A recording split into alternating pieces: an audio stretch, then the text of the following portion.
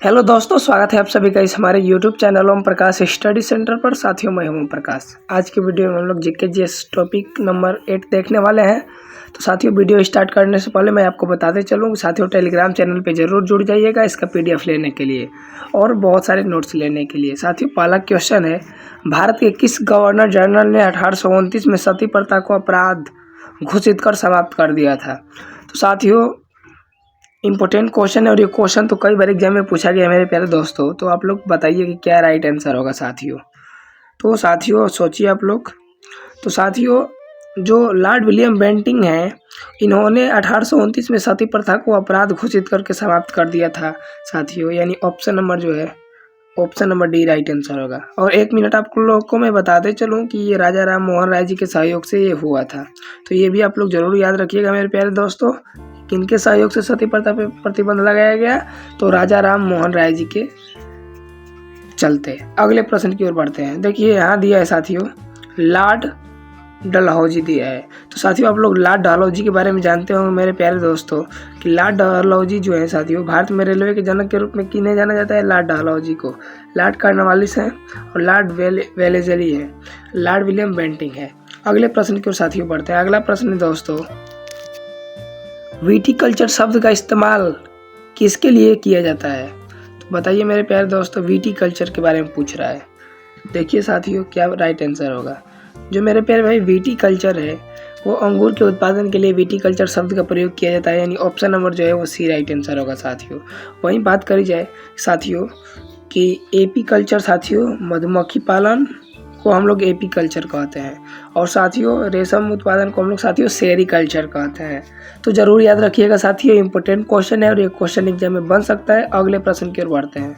अगला प्रश्न है, ज्ञानपीठ पुरस्कार पाने वाले प्रथम हिंदी लेखक कौन थे? तो बताइए साथियों, इंपॉर्टेंट क्वेश्चन है। तो साथियों, सुमित्रानंद पंत ज्ञानपीठ पुरस्कार पाने वाले प्रथम हिंदी लेखक थे। यानी ऑप्शन नंबर जो है साथियों, option number D C right answer होगा साथियों। और आप लोग बताइएगा कमेंट बॉक्स में साथियों, 98वें ज्ञानपीठ पुरस्कार का ऐलान किसे किया गया है? तो साथियों, आप लोग यहाँ देखते चलिए मेरे प्यारे दोस्तों। तो देखिए साथियों, 98वें ज्ञानपीठ पुरस्कार का ऐलान मशहूर गीतकार, कवि गुलजार और संस्कृत विद्वान राम भद्राचार्य को मिला सम्मान साथियों। 98वां मिला है साथियों, ये जरूरी 58वां नंबर का ये मिला है। अगला प्रश्न है दोस्तों, ऑपरेशन पोलो से संबंधित है। कौन संबंधित है दोस्तों? तो साथियों, ऑपरेशन पोलो को हैदराबाद राज्य के खिलाफ पुलिस कार्रवाई कहा जाता है। यानी साथियों, ऑप्शन नंबर जो है वो सी राइट आंसर होगा, हैदराबाद के विलय साथियों। और अगला क्वेश्चन आपसे बनेगा कि साथियों, हैदराबाद रियासत का विलय कब हुआ था साथियों? तो साथियों, सितंबर 1948 में हुआ था। अगला दोस्तों क्वेश्चन है, हैदराबाद रियासत का भारतीय संघ में किस माह एवं वर्ष में विलय हुआ? तो साथियों, 13 सितंबर 1948 को भारतीय सेना ने हैदराबाद को भारत में मिलाने के लिए ऑपरेशन पोलो आरंभ किया था। यानी साथियों, ऑप्शन नंबर जो है वो सितंबर 1948 राइट आंसर होगा, सितंबर 1948।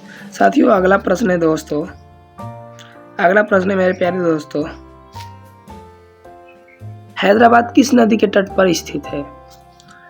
बताइए साथियों, इंपॉर्टेंट क्वेश्चन है। तो देखिए मेरे प्यारे दोस्तों, जो हैदराबाद है दोस्तों, वो किस नदी के तट पे स्थित है दोस्तों? तो हैदराबाद जो है वो मूसी नदी के किनारे स्थित है। यानी ऑप्शन नंबर जो है वो सी राइट आंसर होगा, मूसी नदी। ठीक है, अगले प्रश्न की ओर बढ़ते हैं। अगला प्रश्न है दोस्तों, रविंद्रनाथ टैगोर ने अपनी नाइटहुड की उपाधि को त्याग दिया था। क्यों त्यागे थे साथियों? क्योंकि साथियों, जालियांवाला बाग हत्याकांड, जिसे अमृतसर नरसंहार भी कहा जाता है साथियों, ये घटना जो है 13 अप्रैल 1919 को हुई थी, जालियांवाला बाग हत्याकांड साथियों। जनरल डायर जो है गोली चलवा दिया था, इसी के चलते साथियों जालियांवाला बाग हत्याकांड हुआ था। लगभग साथियों 1000 लोग मारे गए थे। ये पंजाब के अमृतसर में है। अगले प्रश्न की ओर साथियों बढ़ते हैं। भारत में जारवा और ओंगे जनजाति कहाँ पाई जाती है? साथियों, बहुत ही इंपॉर्टेंट क्वेश्चन है साथियों, ये तो जरूर आप लोग याद रखिएगा कि जारवा और ओंग जनजाति कहाँ पाई जाती है साथियों? तो अंडमान और निकोबार द्वीप समूह में साथियों ओगेस, जारवा और सेंटिनली जनजातिया का घर कहा जाता है साथियों। यानी ऑप्शन नंबर जो है वो सी राइट आंसर होगा, अंडमान एवं निकोबार द्वीप समूह। अगला दोस्तों प्रश्न है, भारत में 8वीं अनुसूची में कितनी प्रमुख भाषाएं शामिल हैं? तो साथियों ये भी बहुत ही महत्वपूर्ण क्वेश्चन है साथियों। तो भारतीय संविधान की 8वीं अनुसूची में भारत की आधिकारिक भाषाओं की सूची है साथियों, और इसमें कुल साथियों 22 भाषाएं शामिल है, यानी ऑप्शन नंबर जो है वो सी राइट आंसर होगा। अगला प्रश्न है दोस्तों, प्रथम वित्त आयोग के अध्यक्ष कौन थे? साथियों ये भी महत्वपूर्ण क्वेश्चन है। तो साथियों प्रथम वित्त आयोग की स्थापना साथियों 1951 में हुई थी और केसी नियोगी इसके अध्यक्ष थे, यानी ऑप्शन नंबर जो है वो बी राइट आंसर होगा, केसी योगी। अगले प्रश्न की ओर बढ़ते हैं साथियों, नियोगी। अगला प्रश्न है दोस्तों, ब्रह्म समाज की स्थापना किसने करी थी? साथियों बहुत ही महत्वपूर्ण क्वेश्चन है। तो साथियों राजा राम मोहन राय जी जो है वो साथियों ब्रह्म समाज की स्थापना करे थे, यानी ऑप्शन नंबर जो है साथियों ए राइट आंसर होगा। और साथियों एक और बात बताते चलो कि साथियों राजा राम मोहन राय जी जो है वो आत्मीय सभा की स्थापना किए थे 1815 में साथियों, लेकिन बाद में चलकर इसी जो है समाज का नाम ब्रह्म समाज रखा गया था साथियों। 20 अगस्त 1828 में उन्होंने ब्रह्म समाज की स्थापना की और साथियों बाद में ब्रह्मा समाज बना। ठीक है भाई, अगले प्रश्न की ओर बढ़ते हैं। अगला प्रश्न है दोस्तों, और आज का आखिरी प्रश्न है साथियों, सबसे पुराना वेद कौन सा है? बताइए दोस्तों। तो साथियों आप लोग जानते हैं कि वेद 4 प्रकार के होते हैं, ऋग्वेद, सामवेद, यजुर्वेद, अथर्ववेद। तो सबसे जो पुराना है साथियों वो ऋग्वेद है, यानी ऑप्शन नंबर जो है वो सी डी राइट आंसर होगा। साथियों बहुत ही इंपॉर्टेंट है, जरूर आप लोग याद रखिएगा।